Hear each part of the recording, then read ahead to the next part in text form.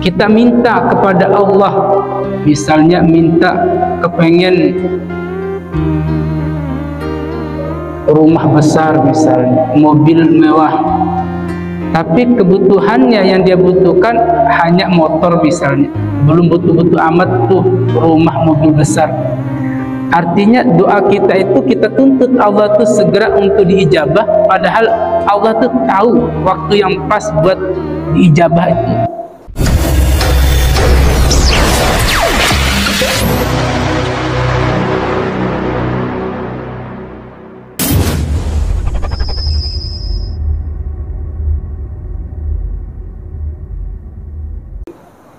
A'udzu billahi minasyaitonir rajim. Bismillahirrahmanirrahim. Assalamualaikum warahmatullahi wabarakatuh. Gimana kabar malam ini Bapak-bapak? Sehat semuanya? Alhamdulillah sehat. Ya, mudah-mudahan semuanya sehat walafiat. Amin ya rabbal alamin. Alhamdulillahirabbil alamin. Wassalatu wassalamu ala asrafil anbiya'i wal mursalin wa ala alihi wa ashabihi wa man tabi'ahu dah, amma ba'd. Rabbi zidna ilman warzuqna fahman. Rabbi shrah li sadri wa yassir li amri wa hlul 'uqdatam min lisani yafqahu qawli. Amin. Hadratul mukarramin, para alim ulama, para asatidz, para hujjaj, wabil khusus yang sama-sama kita hormati, kita muliakan Ketua DKM Masjid Jami' Nurul Falah Al-Mukarram Ustadz Maulana, juga para pengurus jajarannya beserta seluruh hadirin jamaah pengajian yang dimuliakan Allah. Mudah-mudahan semuanya selalu dalam lindungan Allah Subhanahu wa ta'ala. Amin ya rabbal alamin. Seperti biasa, agar lebih berkah pertemuan kita, mari kita awali dengan bacaan umul kitab. Kita niatkan khusus untuk al-musannif atau pengarang kitab al-hikam ini. Ala hadhihi niyyah wa likulli niyatin salihah wa ila hadratin nabil mustafa wa maulana Muhammadin sallallahu alaihi wasallam wa ala alihi wa azwajihi wa dhurriyyatihi wa man tabi'ahum bi ihsan ila yaumiddin. Wa khususan ila al-musannif fi kitab al-hikam al-syekh Ibn Athaillah as-Sakandari, nafa'ana Allahu bi ulumihim fid din wad dunya wal akhirah, wa li jam'iyatina wa li ummati Muhammadin sallallahu alaihi wasallam ajma'in. Syai'unillahu lana wa lahu wa lahumul Fatihah. A'udzu billahi minasy syaithanir rajim. Bismillahirrahmanirrahim. Alhamdulillahi rabbil alamin, arrahmanir rahim, maliki yaumiddin. Iyyaka na'budu wa iyyaka nasta'in. Ihdinas siratal mustaqim, siratal ladzina an'amta 'alaihim ghairil maghdubi 'alaihim waladdallin. Amin. Amin ya rabbal alamin. Kita lanjut pasal yang ke-17 yang berjudul bodohnya orang yang ingin mengubah kehendak Allah. Jadi kalau kita merubah kehendak Allah atau ketetapan Allah, itu dianggap dan dijustis bodoh, ya. Mari kita bacakan dulu redaksi Arabiknya. Bismillahirrahmanirrahim. Wa qala al-musannif rahimahullahu ta'ala wa nafa'ana wa bi'ulumihi fid dharain amin. Faslun ma taraka minal jahli syai'an man arada ayyahdatha fil waqti ghairi ma adharahu Allah fihi. Yang artinya alangkah bodohnya orang yang menghendaki sesuatu terjadi pada waktu yang tidak dikehendakinya, tidak dikehendaki Allah. Ya, kita pahami dulu pelan-pelan Bapak-bapak sekalian, apa maksudnya alangkah bodohnya orang yang menghendaki sesuatu terjadi pada waktu yang tidak atau belum dikehendaki oleh Allah SWT.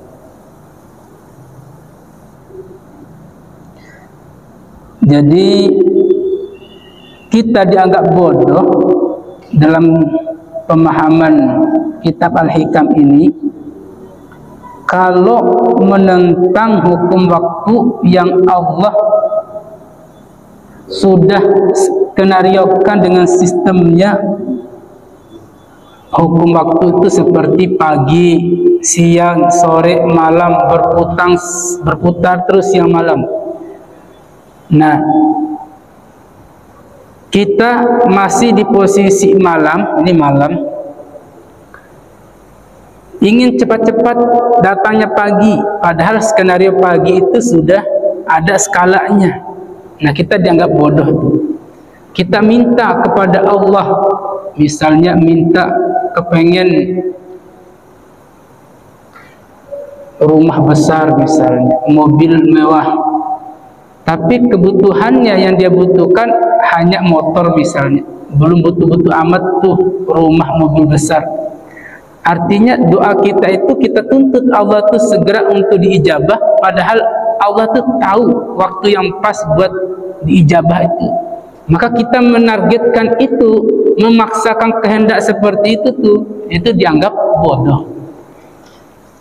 Bodohnya apa? Tidak memahami situasi, kondisi yang ia butuhkan pada saat ini. Dia doanya kira-kira dibutuhkan tuh 5 tahun ke depan, tapi yang dia butuhkan saat ini dia paksakan harus 5 tahun ke depan, harus segera ke sini untuk saat ini, detik ini. Nah, itu memaksakan kehendak, itu dianggap bodoh. Juga pemahaman di pasal 17 ini, posisi yang kita rasakan, yang kita nikmati saat ini itulah anugerah Allah. Yang kita benci terhadap kondisi kita, yang kita sesalin kondisi kita, itu juga bodoh, karena menyalahi kehendak Allah. Apapun yang saat ini kita rasakan, kita nikmati, tidak terlepas dari kehendak Allah.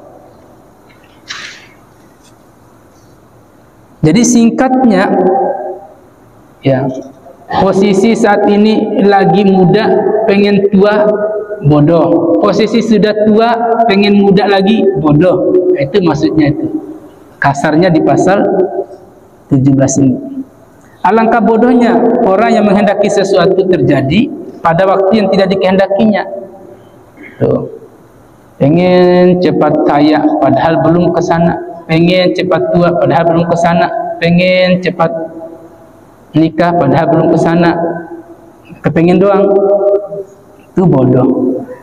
Lalu bagaimana? Kita sebagai hamba ini hanya berproses saja. Masalah hasil ketetapan dan kehendak Allah itu posisi hak prerogatif Allah. Nah, kita ini berproses aja, berproses menikmati jalan itu pagi, jalan itu siang, jalan itu sore, jalanin malam, kembali lagi jalanin subuh, pagi, siang, sore, malam. Jalani aja proses. Tuh.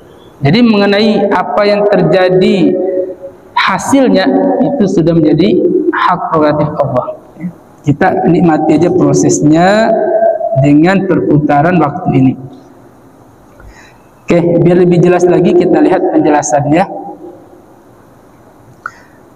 Jika hati atau tubuh seorang murid sedang berada dalam satu keadaan atau ahwal tertentu, ia harus tetap menjaga kesopanan di hadapan Allah dengan merelakan diri untuk tetap berada pada keadaan tersebut sampai Allah sendiri yang memindahkannya dari sana. Dengan satu catatan, keadaan tersebut tidak bertentangan dengan syariat. Jadi kembali lagi soal pemahaman murid itu adalah orang yang meniti jalan menuju Allah. Itu pengertian murid dalam dunia tasawuf. Bukan murid zahir sekarang sekolah SD, SMP, SMA, bukan.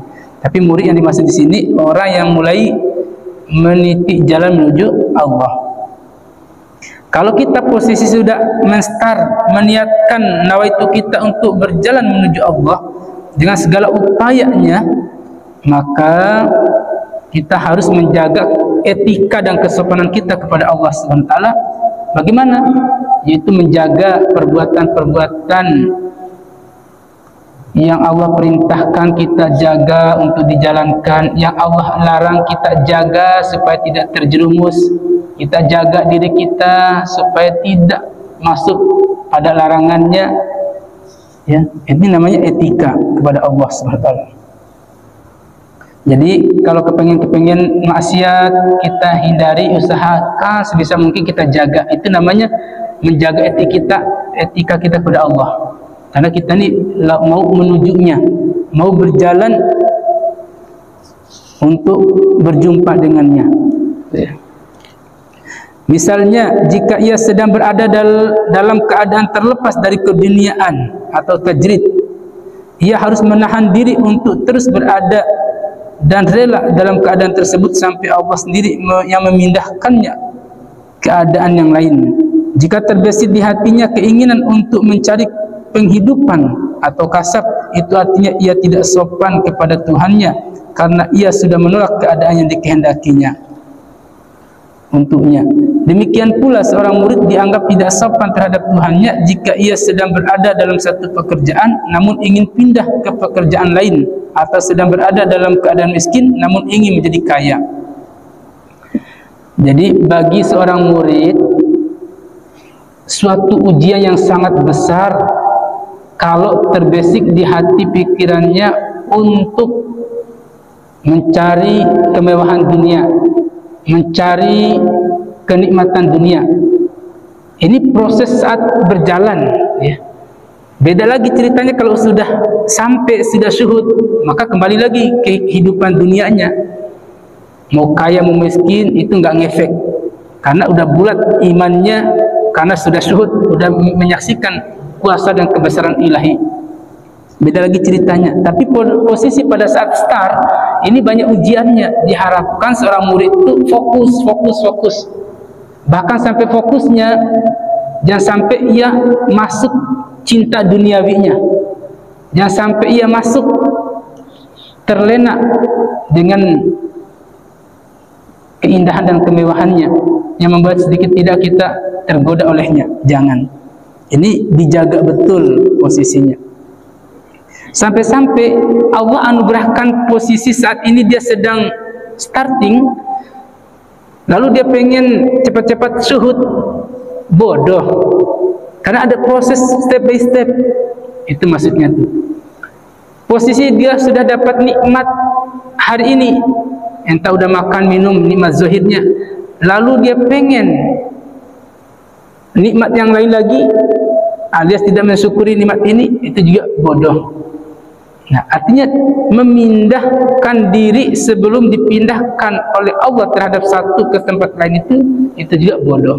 Contoh, posisi dia sudah nyaman di masjid misalnya, posisi udah rezekinya udah bagus, ketenangannya udah bagus,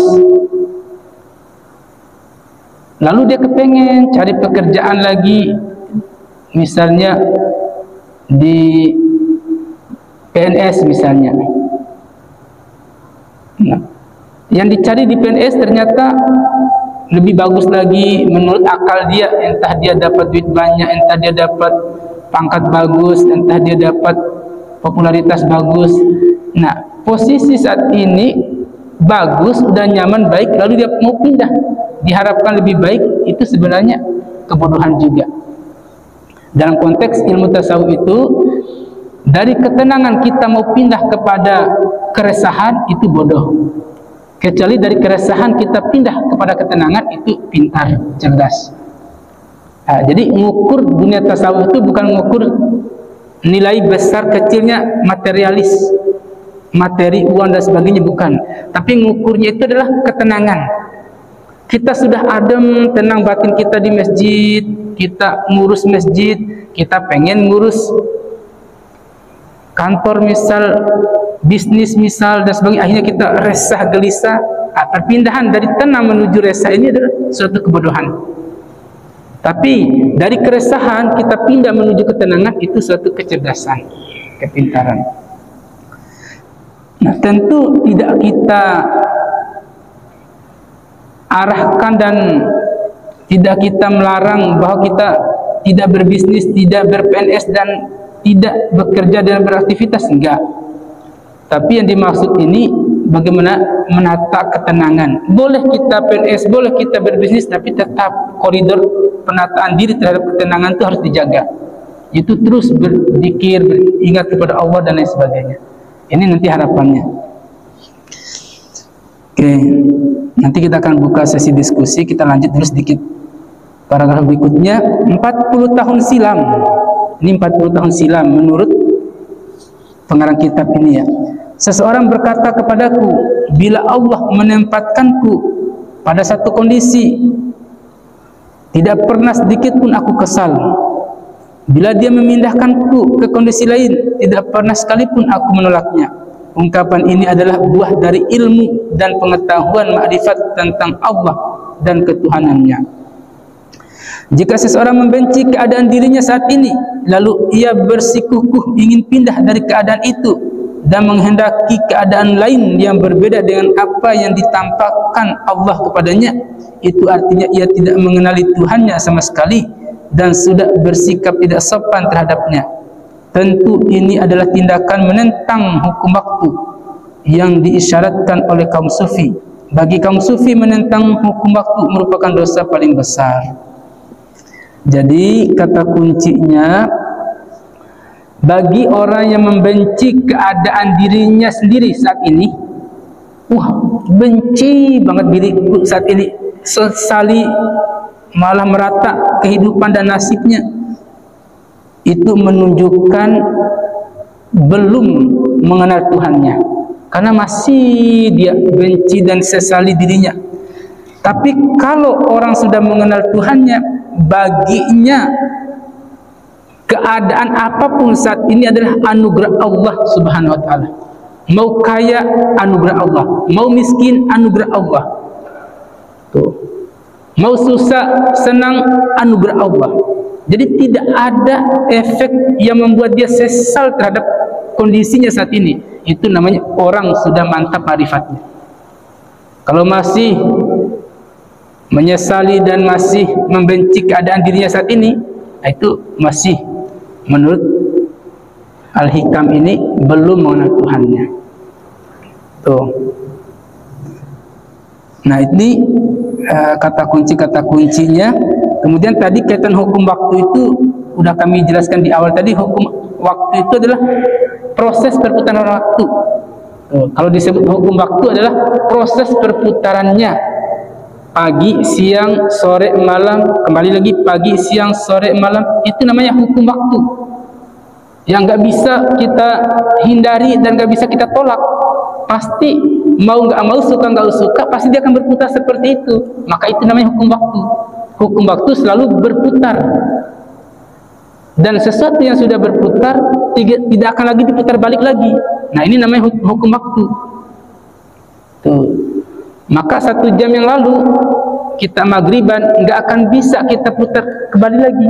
Hukum waktu tetap terus putar ke depan, nggak ada istilah putar ke belakang.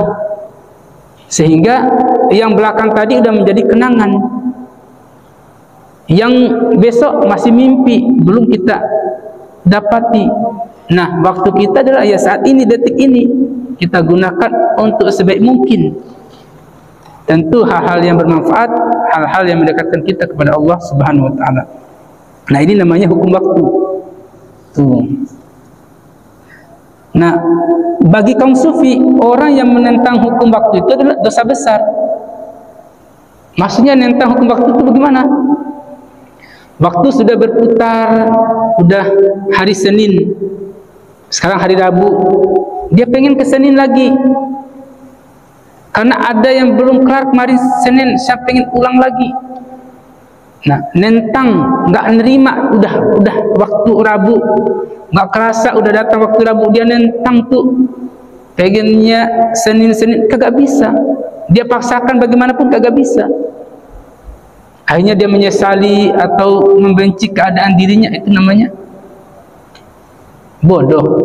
Nah dalam kaum sufi tadi dosa juga dalam kondisi seperti itu tuh. Ya kita nikmati aja proses baik waktu, putarannya kita isi dengan sebaik-baiknya. Nah ini karena sesuatu yang Allah kehendaki itu akan terus berirama dengan proses perputaran waktu itu. Karena kita nggak tahu apa yang Allah tetapkan, Allah mau bikin kita ini seperti apa, maka fungsi dan tugas kita hanya melakukan hal terbaik saat ini, detik ini. Dia berputar 5 menit ke depan, 5 menit ke depan, 1 jam, 2 jam, 3 jam, itu semuanya penuh dengan ketetapan dan kehendak Allah buat hambanya. Kita nggak tahu kapan kita makan, kapan kita istirahat, kapan kita punya rezeki, kapan kita ketemu ini, kapan kita berbuat baik, kapan kita berbuat segala macam ini. Nah ini ketetapan Allah step by step.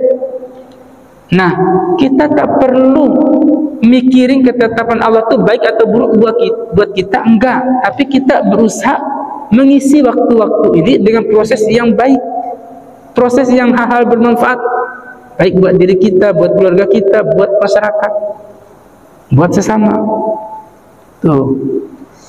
Nah ini satu pasal yang kita di justice, yang kita ditegaskan bahwa segala sesuatu itu kita jalani prosesnya dengan baik.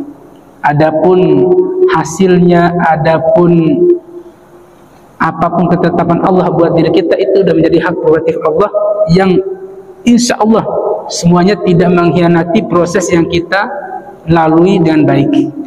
Makanya ada statement hasil tidak mengkhianati proses, ada benarnya, karena Allah juga tak tutup mata, tak tutup telinga melihat aktivitas dan proses hambanya. Nah inilah kaitan dengan ikhtiar itu di situ. Ikhtiar wilayah hamba, sedangkan hasil wilayah Allah. Nah ini kata kunci terakhir. Tapi bapak-bapak yang dimuliakan Allah, mari langsung saja kita buka sesi diskusi supaya tidak terkesan pasif dan juga membingungkan misalnya. Mari langsung saja kita buka sesi diskusi tanya jawab. Yang mau bertanya boleh, monggo. Yang mau menambahkan juga boleh, monggo ya. Baik, barakallah. Oke, monggo bapak-bapak, ibu-ibu.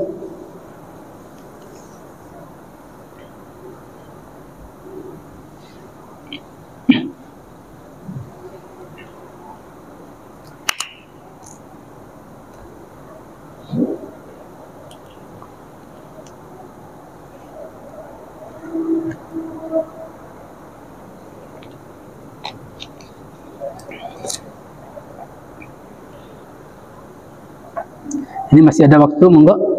Apa udah jelas bapak-bapak? Apa masih ada yang dibingungkan? Monggo, Pak Ustaz. Kaitan dengan mengubah dengan ada perkataan aku akan mengubah tahun dengan waktu mengubahnya. Mohon diperjelas dan kaitannya dengan budaya orang yang ingin. Ya, ini pertanyaan bagus ya. Memang ada ayat innallaha la yughayyiru ma biqaumin hatta yughayyiru ma bi anfusihim. Itu ada di surah Al-A'raf. Ada juga di surah Ar-Ra'd ya. Bahwa sesungguhnya Allah itu tidak merubah nasib suatu kaum, melainkan kaum itu sendiri merubah. Ya, ini kata kunci. Kalau pemahamannya masuk ranah ilmu kalam itu ada istilahnya Jabariyah, ada istilahnya Qadariyah, ada juga istilahnya Mu'tazilah dan sebagainya. Tapi semua ini punya dasar yang kuat ya.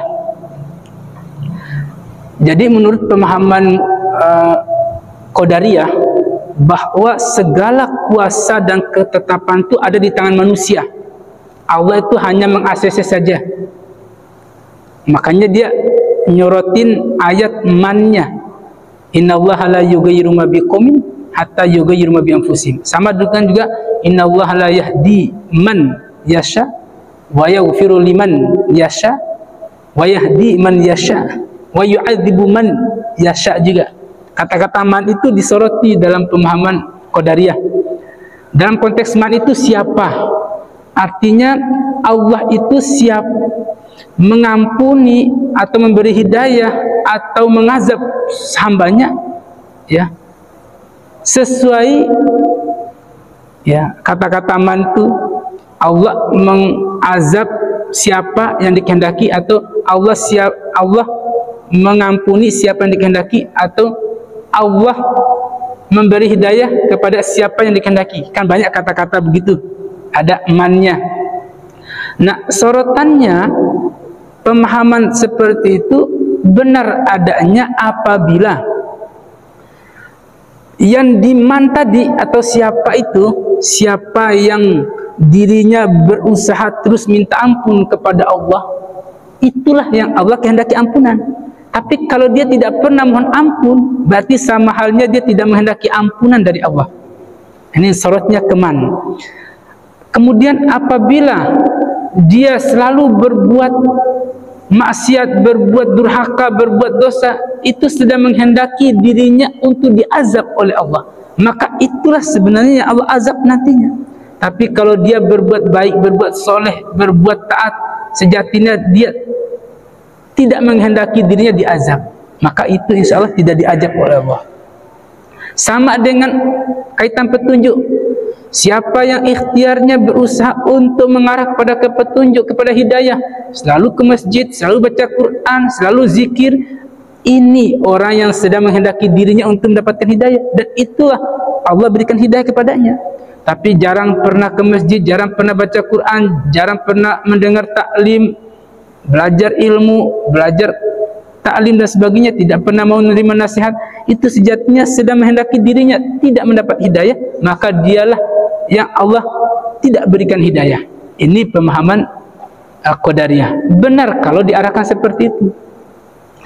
Maka innallaha la yughayyiru ma biqaumin tadi, Allah tidak merubah nasib seseorang itu apabila dirinya juga tidak ada jalur mengarah ikhtiarnya, usahanya kepada hal-hal yang ingin dirubahnya.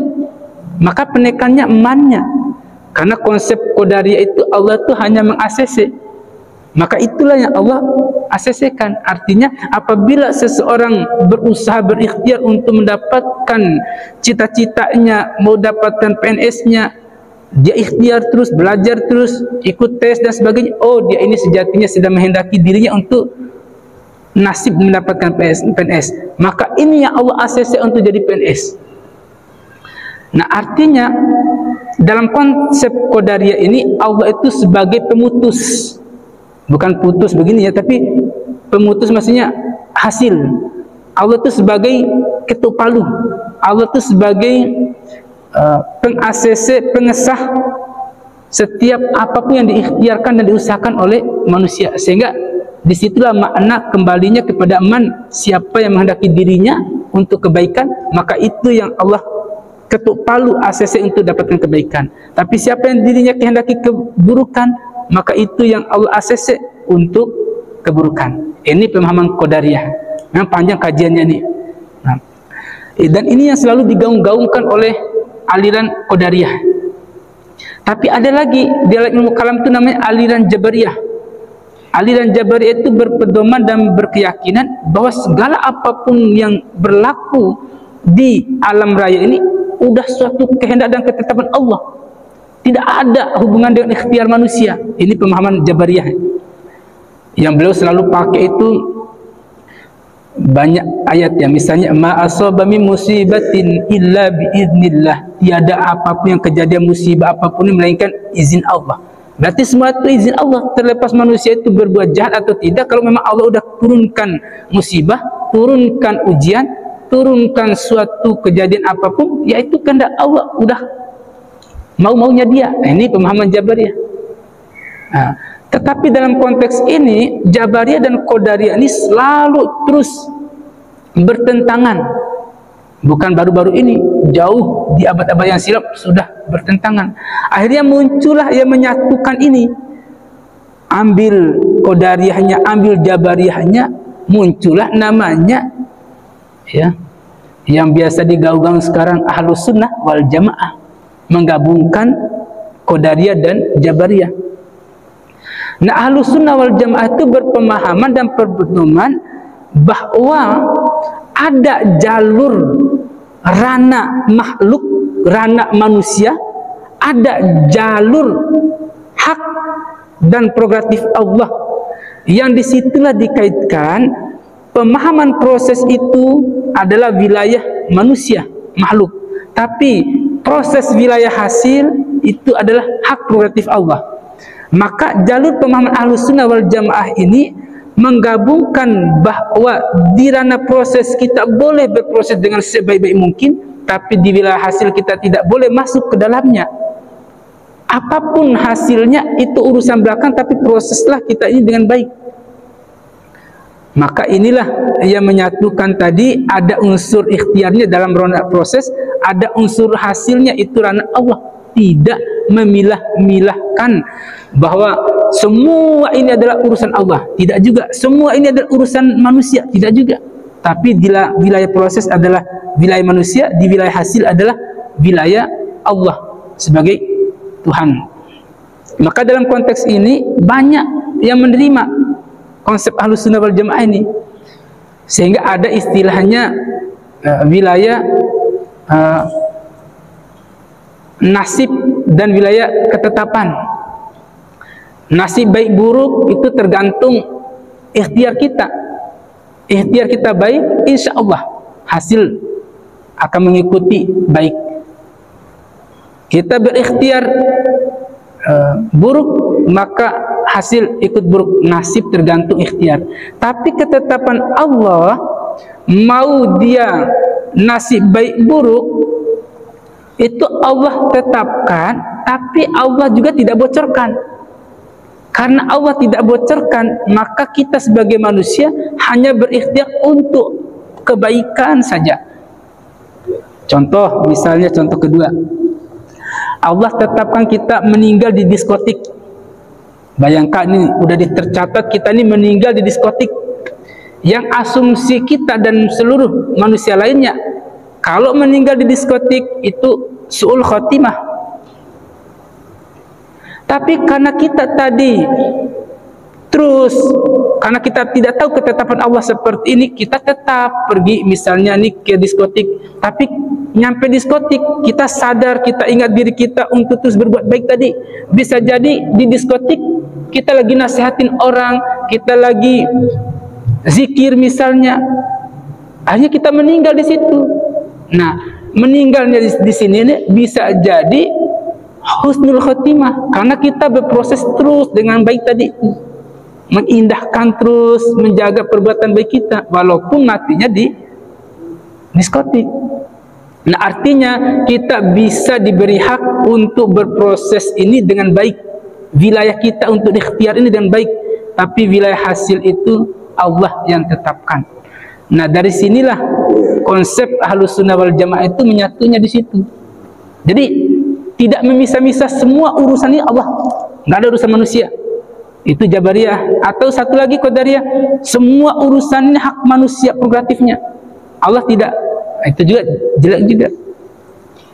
Nah, maka dalam konteks ini dipadukanlah oleh para ulama kita ini menjadi sikap Ahlus Sunnah wal Jamaah itu, ya. Jadi kaitan dengan pertanyaan tadi, ya, hubungan dengan kehendak dan ketetapan Allah ini, sekali lagi kita ini nggak tahu apa yang Allah tetapkan buat kita ini, nggak tahu. Mau besok mau nanti nggak tahu kita Allah mau tetapkan kehendaknya seperti apa buat diri kita ini. Nah, lalu kita menjustis diri kita, oh nanti saya bisa kok dapat buah-buahan di sana, bisa kok saya makan enak di sana, bisa kok nanti saya pulang dapat ini. Nah, jangan menjustis duluan begitu.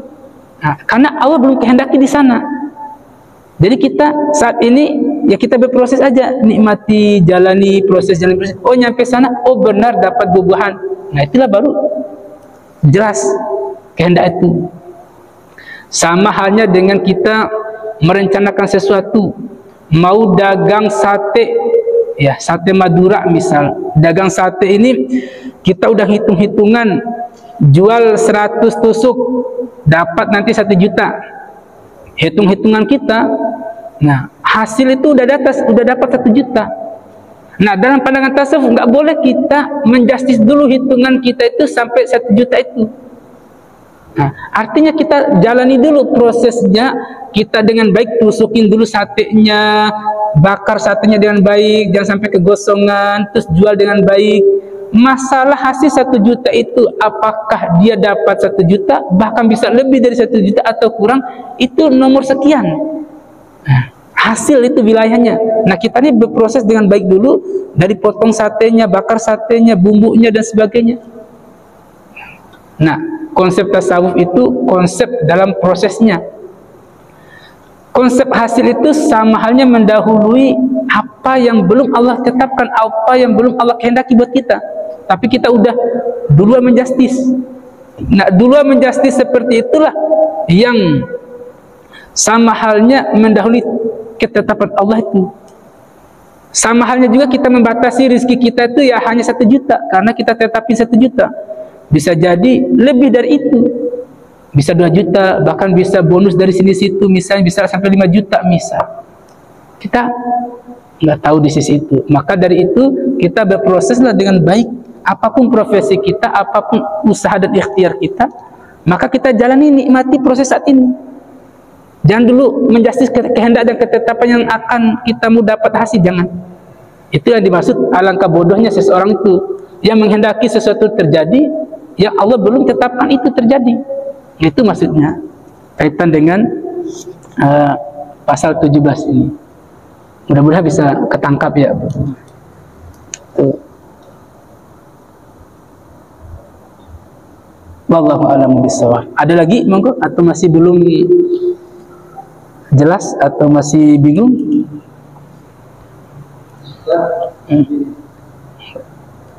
Ini juga seorang berbicara dirinya saat ini, kalau dia itu ingin pindah dari keadaan itu yang sedang seperti apa itu yang mendaki ke lain yang berbeda dengan apa yang dikatakan Allah padanya, itu artinya dia tidak memiliki Tuhan yang maksudnya. Ya. Jadi ada suatu keyakinan bagi seorang yang belajar tasawuf atau seorang yang berjalan di jalan Allah itu, bahwa keyakinan apapun yang terjadi saat ini, kondisi kita saat ini merupakan anugerah Allah yang terbaik. Jadi kita sesalin itu, kita benci itu, sama halnya kita tidak mengenal yang memberi anugerah tadi. Karena kita menolak, membenci dan menyesali itu bentuk penolakan kita. Padahal tadi keyakinan di awal itu adalah anugerah Allah. Lalu dengan keadaan itu dia bersikukuh. Bersikukuhnya apa? Saya nggak boleh ini, nggak boleh itu, pokoknya saya harus begini begitu. Misal, contoh saat ini dia sakit, otomatis sakit ini kan bagian dari nggak disukai oleh manusia. Sakit, tiba-tiba sakit drop, padahal harus dia keluar untuk mencari nafkah, harus dia bayar SPP anaknya, bayar ini, bayar itu, harus dia tanggung jawabnya misalnya. Lalu drop sakit. Kenapa harus saya sakit? Ya Allah, kenapa saya harus, ini banyak tugas, banyak PR, banyak cari nafkah, harus selesaikan ini itu. Dia benci keadaan dirinya sakit itu.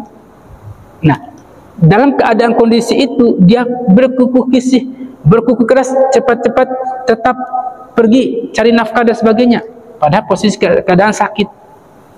Nah, itu bukti bahwa dia itu belum mengenal Tuhannya. Kenapa? Karena bisa jadi sakit itu ada anugerah Allah terbaik yang Allah istirahatkan diri kita dari capek lelah letihnya, yang bisa juga Allah hapus dari dosa-dosanya. Allah istirahatkan dulu, tapi dia bersisi kukuh. Nah, kita sakit itu justru bisa jadi Allah pengen kita dekat dengannya. Yang sibuk terus 24 jam gak pernah ingat Allah misalnya, bikin sakit sedikit. Nah, artinya dia syukuri dan dia terima sakitnya itu bentuk dia menerima anugerah itu, dan bentuk dia mengenal ada Tuhan yang berikan anugerah sakit ini. Nah, ini maksud tadi kaitan dia membenci keadaan saat ini, kemudian bersisi kuku keras untuk keluar dari keadaan itu. Nah, bagi orang yang ada keyakinan bahwa suatu kondisi apapun detik ini saat ini adalah anugerah Allah, maka dia tidak akan pernah mengeluh dan tidak akan pernah membenci keadaan dirinya. Dia saat ini sehat, alhamdulillah terima kasih Allah. Dia saat ini sakit, alhamdulillah terima kasih Allah. Suatu hikmah di baliknya itu kembalinya ke Allah semua. Hikmah sehat terus Allah berikan nikmat supaya kita bersyukur terus kepadanya, bisa terus beribadah kepadanya. Ketika Allah anugerahkan sakit, syukur juga Allah masih mengingatkan kita supaya sadar, supaya dekat kembali dan mohon kesehatan kepadanya. Ujung-ujungnya supaya ibadah kepadanya juga. Nah, ini bagi orang yang ada keyakinan itu, baginya mau kondisi baik dia terima, mau kondisi buruk dia pun terima. Mau kondisi sakit dia terima, kondisi sehat terima. Mau kondisi bahagia dia terima, kondisi susah dia bahagia, karena baginya semua itu adalah anugerah Allah. Kalau kita kondisi bahagia kita terima, tapi kondisi susah kita kagak terima, itu belum kita meyakini bahwa semua itu anugerah Allah. Nah, ada hikmah-hikmah di balik itu yang kita tidak faham, yang bisa jadi kita butuh pemahaman itu dari mursyid kita, dari guru-guru kita, dari sahabat kita. Itu perlunya kita diskusikan. Apapun keadaan kita, hikmahnya pasti ada. Nah, disitulah perlu kita bertanya, wahai sahabatku, saya ini sakit, udah seminggu gak sembuh-sembuh, apa sih hikmahnya? Nanya, pasti ada jawabannya yang membuat kita tenang. Kemudian kita banyak duitnya, kok alhamdulillah duit nggak habis-habis, sebulan ini kagak habis-habis, apa sih hikmahnya? Oh, Allah berikan. Terus kita hikmahnya cari, apa hikmahnya? Yang satu lagi, kok saya nggak pernah dapat duit sebulan ini, apa hikmahnya? Semua ada hikmahnya. Maka yang paham hikmah itu, kalau hamba-hamba Allah sudah ada unsur ma'rifatu, hanya unsur syuhudnya, pasti baginya sama saja kondisi itu, karena semuanya adalah anugerah Allah. Jadi outputnya tidak ada kita mencela diri, mencela Allah. Outputnya tidak ada kita membenci diri, membenci Allah. Outputnya kita legowo jatuhnya. Nah, ini poinnya. Mudah-mudahan bisa ditangkap ya Bapak-bapak. Beda lagi konteksnya kalau posisi kita berjuang. Saat ini lagi ogah-ogahan ke masjid, tapi kita berjuang supaya semangat ke masjid. Itu bukan diartikan yang ini tadi itu, yaitu membenci keadaan dirinya, kemudian bersikukuh untuk keluar dari keadaan itu. Selama dia positif, ya, itu kita kaitkan kepada Allah. Tapi selama yang negatif, kita kaitkan diri kita. Itu nilai tadi ogah-ogahan tadi itu. Oh, karena udah belajar pasal 17, syukur ya Allah, di sini ada ogah-ogahan, ada malas-malasan. Enggak begitu juga konsepnya. Jadi ogah-ogahan atau malas-malasan itu ada sebabnya. Nah, tambahan dikit nih, menurut Imam Al-Ghazali ada 4 hal yang membuat orang tuh ogah-ogahan atau malas ibadah. Kata beliau, satu, yang pertama al-jahlu. ya, yaitu kebodohan. Bisa jadi karena kita nggak belajar, maka kita ogah-ogahan terhadap hal itu, nggak ada ilmunya, nggak ada pemahamannya. Tapi kalau faham pintar, insya Allah jauh dari malas ini. Yang kedua, dhaiful iman, itu lemahnya iman. Bisa jadi jarang ngaji, jarang ke masjid, jarang ini, jarang itu, akhirnya ogah-ogahan, malas untuk yang baik-baik.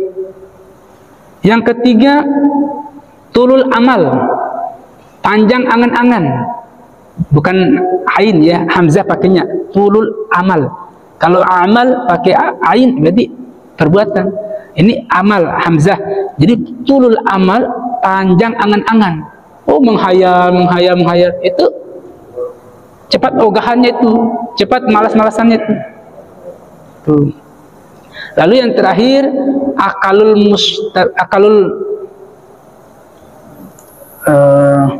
mustabihat atau subhat, akalul subhat. Ini makan yang subhat, apalagi makan yang haram. Kalau sering kita konsumsi, masukkan dalam diri kita sesuatu yang haram, yakin itu bikin ogah dan malas-malas kita beribadah. Jangan yang haram, yang subhat, yang belum tahu kita halal haramnya masih 50-50, itu sudah membuat kita malas dan ogah dalam beribadah. Maka pastikan makanan kita tuh halal dan thayyibah, supaya kita terhindar dari ogahan dan malas. Ini konteksnya berbeda lagi dengan pasal 17. Nah, itu konteks karena ada pengaruh-pengaruh lain yang minimal 4 hal tadi. Kalau malas-malas. Tapi konsep di tasawuf ini kaitannya dengan konsep ya, ini udah azan ya. Ya. Konteks keadaan saat ini tuh yaitu kaitan susah, senang, miskin, kaya, apalagi konteksnya tuh konteks sakit, sehat. Itu lawan-lawan ke situ ya, konteksnya ini. Ya. Jadi kalau saat ini kita miskin, ya jangan sesali miskin kita nih, syukur ya Allah masih hidup, masih sehat. Kalau kita kaya, syukur ya Allah masih ada kelebihan dan sebagainya. Itu semuanya anugerah Allah. Cakep, ganteng, alhamdulillah. Jelek, kata orang, alhamdulillah juga. Ini konsepnya di situ. Jadi tidak ada istilah kita sesali apapun keadaan kita saat ini, baik secara fisik, secara non fisik, materi dan sebagainya. Ya, ini kita syukuri semuanya bahwa itu adalah anugerah Allah terbaik. Kita gagah, ganteng, sehat, alhamdulillah saat ini, itu anugerah Allah. Gitu. Semuanya kembalinya apapun yang terjadi saat ini adalah kita yakini bahwa itu adalah anugerah Allah yang terbaik buat kita. Saya bapak-bapak, ibu-ibu yang dimuliakan Allah, itu satu pasal ya yang di 17 ini perlu ditindak lanjut dengan diskusi yang sangat kuat, dengan pemahaman lagi. Bapak-bapak tak cukup sampai di sini, boleh bapak-bapak diskusikan, baca, diskusikan lagi, boleh ya. Karena ini kaitan dengan urusan kehendak, urusan takdir, ketetapan, itu panjang kajiannya bapak-bapak. Tapi intinya kita masuk wilayah proses, wilayah hasil, hak prerogatif Allah. Itu aja udah cukup sebenarnya untuk memahami pasal 17 ini. Akhirnya kita berproses dengan baik, nomor hasil dan sebagainya kembalikan kita urusan itu kepada Allah Subhanahu wa taala. Taib barakallahu lakum ajmain. Ini satu pasal yang sama-sama bisa kita bahas, kita kaji hari ini, dan insya Allah kita lanjut di lain waktu pasal-pasal berikutnya. Hadanallahu iyyakum ajmain. Terima kasih atas segala perhatian, mohon maaf atas segala kekurangan. Kita tutup dengan doa seperti biasa. Bismillahirrahmanirrahim. Wal 'asri innal insana lafi khusrin illa alladziina amanu wa 'amilus solihati wa tawassaw bil haqqi wa tawassaw bis sabr. Shadaqallahul adzim. Subhanakallahumma wa bihamdika asyhadu an la ilaha illa anta astaghfiruka wa atubu ilaik. Walhamdulillahi rabbil alamin. Demikian, terima kasih atas segala perhatian, mohon maaf atas segala kekurangan. Akhirul kalam, wassalamualaikum warahmatullahi wabarakatuh.